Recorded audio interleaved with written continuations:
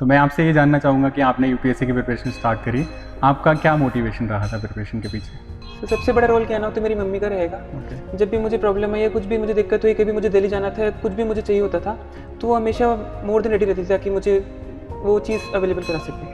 ठीक है। आपने कब प्रिपरेशन स्टार्ट की थी और आपका ये कौन-सा अटेम्प्ट था यूपीएससी के लिए? देवेंद्र सर का प्रीलिम बूस्टर फॉलो करता था, उससे मुझे काफ़ी हेल्प हुई, तो तब मैंने अपनी प्रिपरेशन स्टार्ट करी।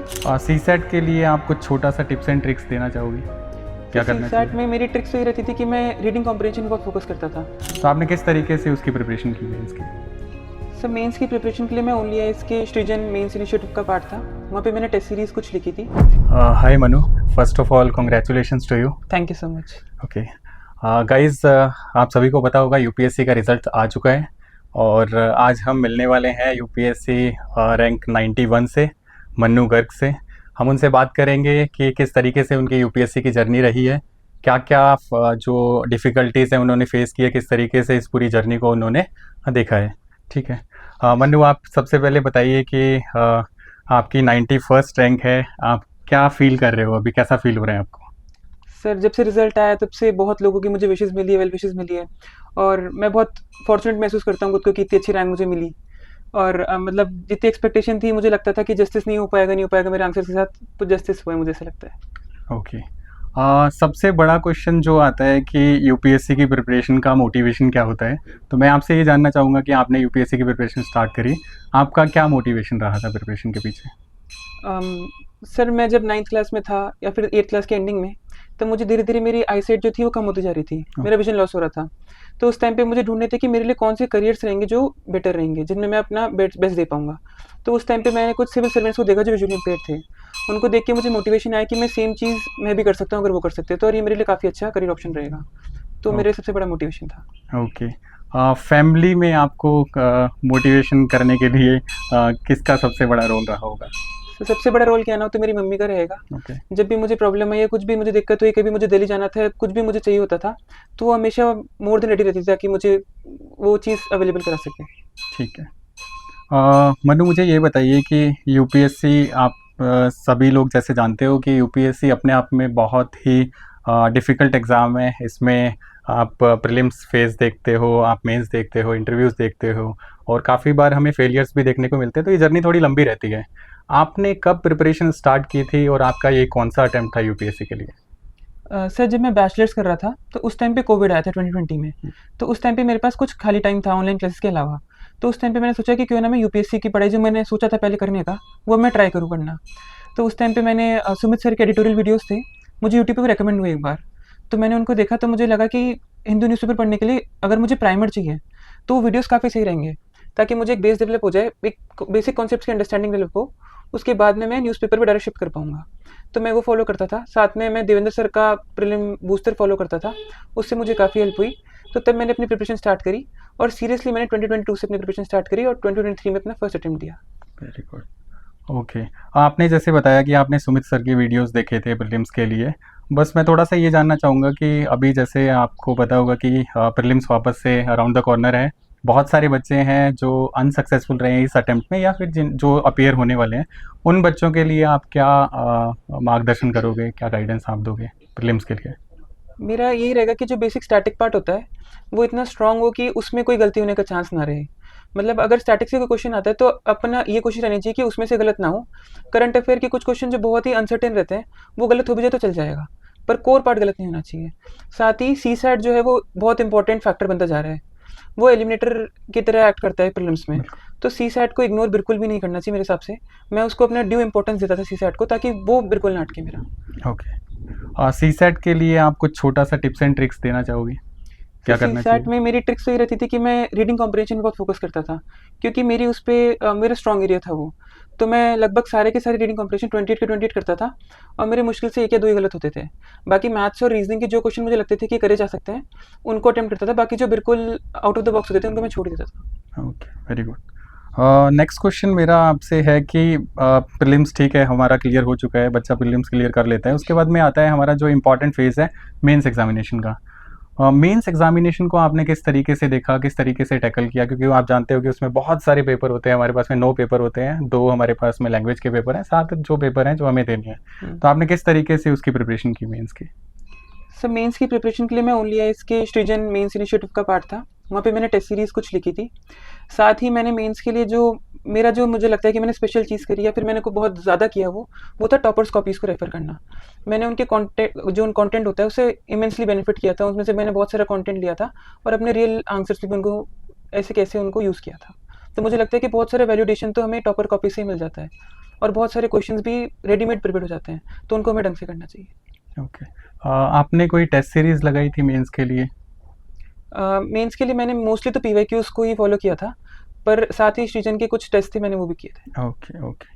ठीक है, अब आते हैं हम लास्ट पार्ट पे जो आपका बहुत अच्छा रहा होगा, इंटरव्यू पार्ट।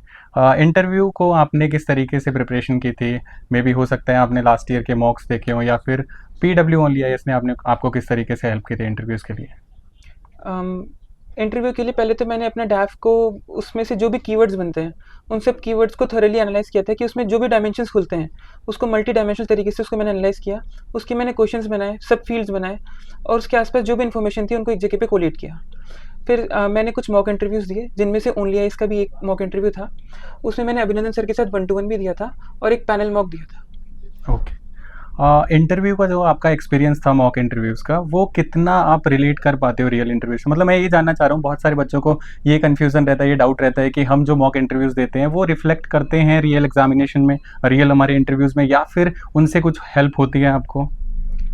सर हमारा डैफ और क्वेश्चन पूछने का जो एरिया होता है वो बहुत वाइड होता है, ये बहुत बड़ा कैनवस है, तो ज़रूरी नहीं कि जो मॉक इंटरव्यू में क्वेश्चन पूछे वो रियल इंटरव्यू में भी आएँ। पर मॉक इंटरव्यू का पर्पस जो मैं समझता था वो ये था कि कॉन्फिडेंस बिल्डिंग एक्सरसाइज है वो। अगर अपन कुछ उसी लेवल के कुछ सीनियर ब्यूरोक्रेट्स को अगर फेस कर लेंगे तो रियल इंटरव्यू में थोड़ी नर्वसनेस अपन को कम होगी। तो इंटरव्यू को ये नहीं देखना चाहिए कि जो क्वेश्चन पूछे वो एज इट इज़ रिपीट हो, रादर देन वो एक मॉक एक्सरसाइज होनी चाहिए ताकि अपना कॉन्फिडेंस बिल्ड हो पाए। ओके। Hello, hi everyone. अभी हमने मन्नू गर्ग से बात की। अभी हम बात करने वाले हैं मन्नू गर्ग के सबसे बड़े सपोर्ट सिस्टम के बारे में और वो हैं उनकी मम्मा। Congratulation ma'am. Thank you sir, thank you. Ma'am, आपको पता होगा कि आपके बेटे की 91st रैंक आई है और बहुत बड़ी अचीवमेंट है ये। आप कैसे देखते हो इस अचीवमेंट को? कैसा फील हो रहा है आपको अभी? इस अचीवमेंट को तो क्या बताऊं कि एक दो वर्ड्स में बोलूंगी, बहुत अच्छा फील हो रहा है, लेकिन इतना प्राउड फील करवाया है इसने कि मेरे को ही नहीं, पूरे फैमिली, पूरा जो मैं देख रही हूँ, आप लोग जो आ रहे हो सभी को प्राउड फील करवा रहा है ये बच्चा। तो ओके। मैं कहना चाहूंगी कि बहुत प्राउड वाली बात है कि मनु यहाँ तक पहुंचा है। ओके। हो सकता है कि आपको, मतलब बहुत से लोगों के साथ ऐसा होता है कि जब हमारी रैंक आती है, हमारा लिस्ट में नाम आता है, तो हमें रियलाइजेशन नहीं हो रहा होता या फिर ऐसा नहीं लगता ये रियलिटी है अभी के लिए, कुछ टाइम के लिए। शायद आपको भी वैसा ही लग रहा वैसे होगा। लग रहा है जैसे सपना देख रहे हैं या कोई मूवी देख रहे हैं, इस तरह से लगता है कि ये सच्चाई है कि आज अपन यहाँ तक पहुंचे हैं, आज ये हो गया अपने साथ में, इस तरह से मन्नू। ओके। मन्नू ने 91st रैंक मैम अचीव की है और ये बहुत ही बड़ी बात है। हाँ। मैं जानना चाहूँगा कि आपने स्टार्टिंग से देखे, हम जब मन्नू ने ये सोच लिया था, मोटिवेशन उनको आया था कि मुझे सिविल सर्विसेज के अंदर जाना है, तब से आपने किस तरीके से आपका रोल रहा है? क्योंकि फैमिली का बहुत बड़ा रोल रहता है, स्पेशली मदर जो होती हैं उनका रोल रहता है सिर्फ पढ़ाई से ही नहीं, उनके अलावा, उसके अलावा जो भी चीज़ें हैं, खाना है उनका, उनकी देखभाल करना, वो सब चीज़ें मम्मा ही देखती हैं घर में। ठीक है, तो मैं जानना चाहूँगा कि आपने किस तरीके से सपोर्ट दिया स्टार्टिंग से, वो कुछ बातें आप बता पाओ तो।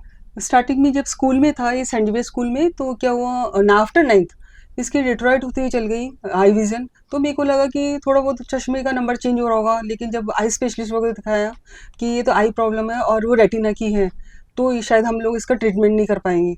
लेकिन हम लोगों ने सोचा कि ट्रीटमेंट यही थोड़ी है, ट्रीटमेंट अपने हाथ में भी है। तो हम लोगों ने सोचा एजुकेशन ही ट्रीटमेंट है, तो एजुकेशन की तरफ बढ़ना चाहिए। तो उसी दिन मैंने बोला मन्नू को, मन्नू मैं तेरे साथ हूँ, फैमिली है, तेरे को पढ़ाई करनी है और हम लोग सब साथ हैं और अपन को उस मंजिल तक पहुँचना है जो आज हम लोग है। ओके। तो आपने जैसे बताया कि मोरल सपोर्ट आपका पूरा रहा है मन्नू के लिए। मैं कुछ थोड़ा और डिटेल में जाऊंगा, मोरल सपोर्ट से हट के हम बात करें कि जो भी पढ़ाई का स्टार्टिंग का उन्हें हेल्प चाहिए थी, उनको गाइडेंस चाहिए था, उसमें आपने किस तरीके से हेल्प की? हो सकता है कि मे बी शायद उनको न्यूज़पेपर रीडिंग पहले नहीं पता हो, आपने किस तरीके से उन्हें गाइड किया उसमें, तो वो सारी चीज़ें आप थोड़ा बताओगे? हाँ, जो भी न्यूज़पेपर वगैरह थे, इससे बताया कि मेरे को हिंदू, इंडियन एक्सप्रेस से पढ़ना है, तो मैं बोलती थी मैं रीड करूँगी तेरे लिए, मैं रीड करके हाईलाइट करके उसको और मैं उसको जैसे नोट्स टाइप बना लेता था अपने ओके पास में, क्योंकि टाइपिंग स्पीड अच्छी है इसकी, टाइप करना जानता ओके है। ओके तो इस तरह से हम लोगों को इतनी दिक्कतें नहीं आई कि हम लोगों को लग रहा था कि ऐसा लग रहा है माउंट एवरेस्ट की चढ़ाई कर रहे हैं। लेकिन वो जब सोचते हैं, जब ज़्यादा बड़ा लग रहा था, लेकिन एक-एक सीढ़ी जब हम क्रॉस करते जा रहे थे तो इतना डिफिकल्टीज़ नहीं आई, क्रॉस ओके कर लिया हम लोग। ओके।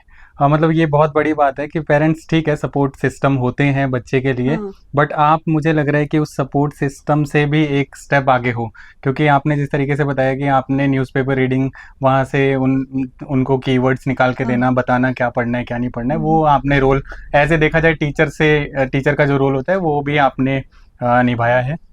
ठीक है मैम, बहुत अच्छा लगा आपसे बात करके। हुँ। आप अपने साइड में आने वाले जो भी एस्पिरेंट्स हैं जो इस वीडियो को देखेंगे या फिर प्रिपरेशन कर रहे हैं यूपीएससी के लिए, उनको क्या बोलना चाहोगे? उनके पेरेंट्स को किस तरीके से कन्वे करना चाहोगे कि आपको सपोर्ट करना चाहिए बच्चे को प्रिपरेशन के लिए? मैं तो यही कन्वे करना चाहूँगी कि जब मन्नू यहाँ तक पहुँच सकता है इस मंजिल तक, तो सभी में एबिलिटी है, कैपेसिटी है, हर बच्चे में टैलेंट होते हैं और हर पेरेंट्स में भी टैलेंट है, वो कर सकते हैं। तो उनका साथ छोड़ना नहीं चाहिए बच्चों का।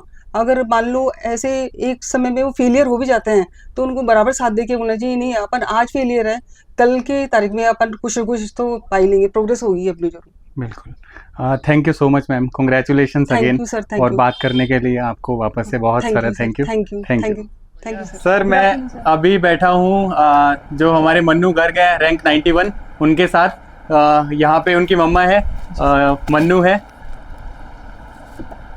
मन्नू सबसे पहले बहुत बहुत congratulations. Thank you sir, thank you sir. Aunty आपको भी बहुत थैंक यू ज़्यादा सर, थैंक यू। आपको तो सलाम है। मैं आपके बारे में पढ़ रहा था कि आपने कितनी ज़्यादा मेहनत की। बहुत सारे बच्चे तो ये भी बोल रहे थे कि असली एआईआर तो आपकी आनी चाहिए। सच में बहुत ज़्यादा मेहनत की आपने। Thank you sir. तो मन्नू, अब शुरुआत करते हैं इंटरेक्शन। कैसा लग रहा है जब सबसे पहले आपको पता लगा 91 रैंक आई, तो फर्स्ट रिएक्शन क्या था, कैसा फील हुआ उस समय? सर लास्ट ईयर भी मैंने दिया था, तब मेरा मेंस क्वालिफाई नहीं हो पाया था। तो इस बार मुझे लग रहा था कि पता नहीं, इंटरव्यू कॉल तो आ गई पर रिजल्ट में नाम आ पाएगा नहीं आ पाएगा, क्या मैं लकी होऊंगा कि 1000 में आ पाऊँ, फुल पीडीएफ में नाम आएगा नहीं आएगा। पर नाम आया तब मुझे इतनी खुशी हुई, फिर मैंने रैंक देखी 91, तब तो मैं बहुत ही ज़्यादा खुश हो गया था कि काफ़ी अच्छी रैंक आई है। बहुत ही बढ़िया। सच में आपकी जो जर्नी है बहुत ज़्यादा इंस्पिरेशनल रही है, और बल्कि आपका सिलेक्शन से तो यूथ को एक बहुत बड़ा मैसेज जाएगा जिनका जीवन चुनौतियों से भरा हुआ है, वो आपकी जर्नी से इंस्पिरेशन लेंगे। तो मनु, आपका ये दूसरा अटेम्प्ट था, है ना? जी सर, जी सर। और पिछले अटेम्प्ट में आपने मेंस क्वालिफाई नहीं कर पाई। Yes sir. और आपने तैयारी कब स्टार्ट की यूपीएससी की? सर तैयारी मैंने कोविड में स्टार्ट करी थी। जब कोविड आया तब मुझे लगा कि ऑनलाइन क्लास तो मेरी हो जाती है बैचलर्स की, तो उसके अलावा मैं क्या एक्स्ट्रा कर सकता हूँ। यूपीएससी मेरा करना स्टार्टिंग से था कि मुझे यूपीएससी करना है। तो उस टाइम पे मुझे कुछ वीडियोस रिकमेंड हुए, उसमें आपका भी ट्यूटोरियल वीडियो था, तो मैंने उसको देखा। तब मेरा थोड़ा सा बेस बना कि हाँ, इसको देख के मैं न्यूज़पेपर में शिफ्ट हो सकता हूँ धीरे धीरे। एक वो बेस बन जाएगा, प्राइमर बन जाएगा मेरे लिए। तो मैंने तब 2021 या 2022 में स्टार्ट किया था फिर सीरियसली। तो मनु, कुछ इमोशनल ट्रिगर था, मतलब किससे इंस्पायर होके किसी ने आपको गाइड किया कि आपको यूपीएससी की तैयारी करनी चाहिए? सर इमोशनल ट्रिगर तो ये था कि जब 9th क्लास में मेरी विजन लॉस होनी स्टार्ट हुई थी, तब मुझे लगा था कि ऐसा कौन सा करियर पाथवे हो सकता है जो मेरे को सूट करे, जिससे मुझे प्रॉब्लम कम आए और मैं समाज को भी कुछ बेटर कर पाऊँ। तो उस टाइम पे मुझे कुछ सिविल सर्वेंट्स थे जो विजुअली इम्पेयर्ड थे, उनका एग्जाम्पल मुझे दिखा, तो उनसे इंस्पायर होकर मुझे लगा कि मैं भी सेम ये चीज़ कर पाऊँगा। तो मनु, 9th क्लास में आई साइट का इशू आया, क्या हुआ था? सर 9th क्लास में मेरी रेटिना जो होता है उसके सेल्स जो होते हैं, रॉड एंड कोन सेल्स, वो विद टाइम डिजेनरेट कर रहे थे। ये जेनेटिक डिजीज है सर, तो उसका कोई सोल्यूशन भी नहीं, क्योंकि रेटिना में होता है, वो रेटिना का कोई सर्जरी पॉसिबल नहीं है। तो आपने ये पॉजिटिव डायरेक्शन में लगाई एनर्जी, जी सर। जिसका रिजल्ट ये है 91 रैंक। जी सर। तो मनु, आप पीडब्ल्यू ओनलीएस के कौन-कौन से इनिशिएटिव से जुड़े हुए थे? सर आपका एडिटोरियल तो मैं सुनता था लगातार। अभी इंटरव्यू जब मैंने देना था उसके पहले मैंने आपका एडिटोरियल को बहुत फॉलो किया था सर। सेकेंडली मैं श्रीजन प्रीलिम्स में भी था और मेंस में भी था, और सर मैंने उड़ान बुकलेट्स को सिलेक्टिवली फॉलो किया था अपने मेंस की प्रिपरेशन के लिए। सही है। और मनु, जैसे आपने टेक्नोलॉजी का कैसे यूज किया? जैसे मैं पढ़ रहा था, आपने टेक्नोलॉजी का बहुत ज्यादा यूज किया एग्जाम की प्रिपरेशन में। जैसे Yes. वो ऐसे सॉफ्टवेयर्स होते हैं टेक्स्ट फॉर्म को ऑडियो फॉर्म में कन्वर्ट कर देते हैं। Yes. तो किस प्रकार से आपने टेक्नोलॉजी का इस्तेमाल किया, थोड़ा डिटेल से अगर आप बता सकें तो? जी सर। सर जब मेरी प्रॉब्लम स्टार्ट हुई थी तब मुझे टेक्नोलॉजी के बारे में बिल्कुल भी नहीं पता था। तो उस टाइम पे मेरी मम्मी मुझे सब कुछ रीड करके बताया करती थी। तो जब यूपीएससी की जर्नी में मैं आया तो न्यूज़पेपर्स मम्मी रीड करती थी, पर वो बहुत हेक्टिक हो जाता था उनके लिए। तो मुझे लगा कि कुछ ऑल्टरनेटिव हो सकता है क्या, जैसे टेक्नोलॉजी, ताकि मैं खुद से पढ़ पाऊँ और मैं ज़्यादा टाइम के लिए पढ़ पाऊँ, क्योंकि ह्यूमन की एक लिमिटेशन रहती है।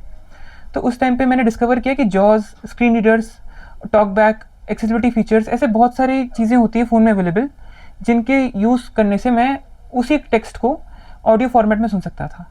तो इससे मैं किसी भी और जनरल कैंडिडेट से कम नहीं था, और मैं जो वो पढ़ रहे थे, जैसे लक्ष्मीकांत पढ़ रहे हैं वो, तो मैं उसी का पीडीएफ फॉर्मेट पढ़ सकता था। सर साथ ही जो यूट्यूब के वीडियोस थे उन्होंने मुझे काफ़ी हेल्प करा। तो मैं अपने आप को मैंने इतना कस्टम कर लिया था कि मैं 2x पे वीडियो को सुन पाऊँ और उसको समझ पाऊँ। तो मैं most of the videos 2x पे स्पीड पे रख के सुनता था यूट्यूब पे, प्लेबैक स्पीड पे। तो मनु, आपने टेक्नोलॉजी का सही यूज किया और बाकी लोग भी इसी प्रकार से टेक्नोलॉजी का इस्तेमाल कर सकते हैं। मतलब देखो, इससे ये पता लगता है कि कई बार लाइफ में जो चैलेंजेस आते हैं तो उनको क्रिएटिवली हम कैसे हैंडल कर सकते हैं। हमेशा या तो देखो हमारे पास दो रास्ते हैं कि हम वैसे ही हार मान के बैठ जाएं, या फिर जो चुनौतियां आ रही हैं उनको एक्सेप्ट कर लें, हमसे नहीं हो पाएगा। लेकिन आपने रिसोर्स के जो क्रंच थे उसको मतलब लिमिटेशन नहीं बनने दिया, ये बहुत ज्यादा काबिल तारीफ है। और इसके अलावा मनु, आपने जैसे तैयारी की तो अभी जैसे 30 दिन बाकी है, तो रिवीजन वगैरह बच्चे अभी करेंगे, रिसोर्सेज को कंसोलिडेट करेंगे, तो आप उनको क्या सजेस्ट करना चाहेंगे? सर अभी टाइम बहुत कम बचा है, तो मैं ये नहीं बोलूँगा कि कोई नया रिसोर्स को उठाना चाहिए उनको। रादर मैं ये बोलूँगा कि जो पुराने रिसोर्स जो उन्होंने नोट्स प्रिपेयर करें या कुछ भी उनका मटेरियल है, उसी को मल्टीपल टाइम रिवाइज करें। और अगर फुल लेंथ टेस्ट हो सकते हैं तो वो उसको अटेम्प्ट करें, क्योंकि उससे बेसिक आइडिया लग जाता है कि कितने क्वेश्चन अटेम्प्ट करने पे कितने गलत होते हैं और कितने सही होते हैं। सर साथ ही मैं ये भी बोलूँगा कि सीसैट को बिल्कुल भी इग्नोर ना करें। सीसैट एक बहुत डिफाइनिंग फैक्टर है जो एलिमिनेट भी कर सकता है आपको पूरी साइकिल से। तो सीसैट पे स्पेशली ध्यान रखना चाहिए कि कम से कम वो तो क्वालिफाई हो ही जाए। इसके अलावा आंटी आपके साथ में है, तो उनके बारे में स्टोरी पढ़ रहा था, उन्होंने अगर आप डिफाइन करना चाहो तो कैसे आपकी सक्सेस में रोल प्ले किया? सर मैं तो ये कहूँगा कि मम्मी का तो पूरा 100% रोल था। अगर वो स्टार्टिंग से ही मुझे मोटिवेट नहीं करती या फिर मेरे एज अ पिलर साथ में नहीं खड़ी होती, तो शायद मैं यूपीएससी दे पाने का सपना भी नहीं सोचता कभी। वही थी जो मुझे कहीं पे भी कहीं जाना होता था तो मुझे अपने साथ लेके जाती थी। जैसे मुझे कॉलेज में दिल्ली शिफ्ट होना था जयपुर से, तो मेरी मम्मी ने एक सेकंड थॉट भी नहीं दिया। उन्होंने बोला कि अगर अच्छे कॉलेज में अपॉर्चुनिटी मिल रही है, अगर हिंदू कॉलेज जैसे कॉलेज में आपको जाने का मौका मिल रहा है तो बिल्कुल जाना चाहिए, जैसे जयपुर से माइग्रेट ही क्यों ना करना पड़े। दिल से सलाम है आंटी जी, आपको बहुत बहुत ज्यादा दिल से सलाम है। Thank you. और क्योंकि देखो आपकी जो पूरी जर्नी है ना, ये जर्नी तो हर एक स्टूडेंट को पता लगनी चाहिए जो लाइफ में चैलेंजेस फेस कर रहा है, क्योंकि बहुत ज्यादा मोटिवेशन मिलता है स्टूडेंट्स को।